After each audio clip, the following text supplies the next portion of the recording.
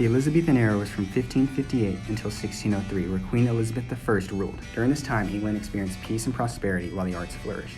Theater was a form of self-expression, and because of this, it gained popularity.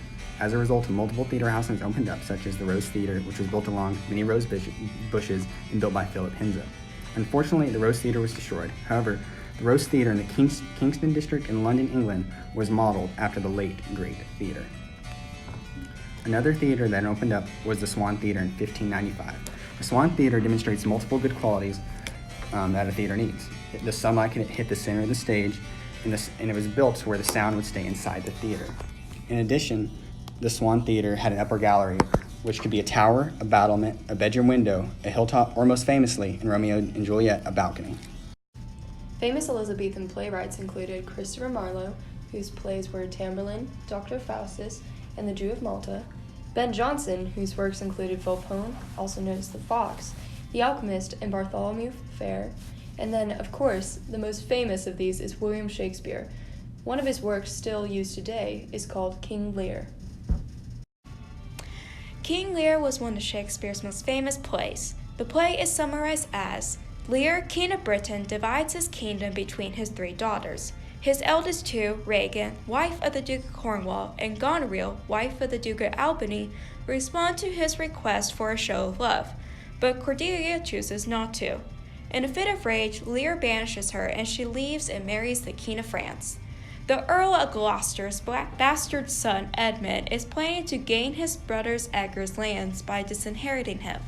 He convinces Gloucester that Edgar is plotting against him, then persuades his brother to flee from his father's anger. The scene you're about to see is taken from the 3rd act. Here, Regan and the Duke of Cornwall are interrogating the Earl of Gloucester about the whereabouts. Who's there? The traitor? Ungrateful fox, 'tis he. Bind fast his corky arms. What means your graces? Good, my friends, consider you are my guest. Do me no foul play, friends. Bind him, I say. Hard, a filthy traitor. Unmerciful lady as you are, I am none. To this chair, bind him. Bill and thou shalt find. By the kind gods, 'tis most ignobly done to pluck me by thy beard. So white and such a traitor. Naughty lady, these hairs which thou dost ravish from my chin will quicken and accuse thee. I am your host, with robust friends my hospital favors. You should not ruffle this. What will you do? Come, sir. What letters had you late from France? Be simple answered, for we know the truth. And what confederacy have you with the traitors, late-footed in the kingdom? Whose hands you have served to the lunatic king? Speak! I have a letter guessingly set down, which came from one that of neutral heart, and not from one opposed. Cunning. And false. Where hast thou set the king? To Dover.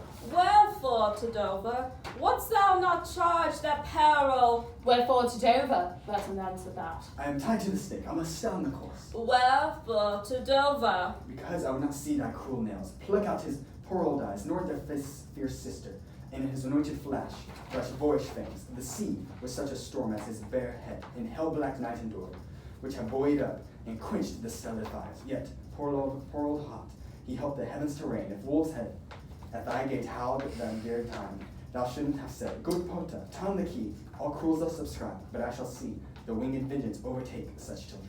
See it thou shalt never. Felons, hold the chair.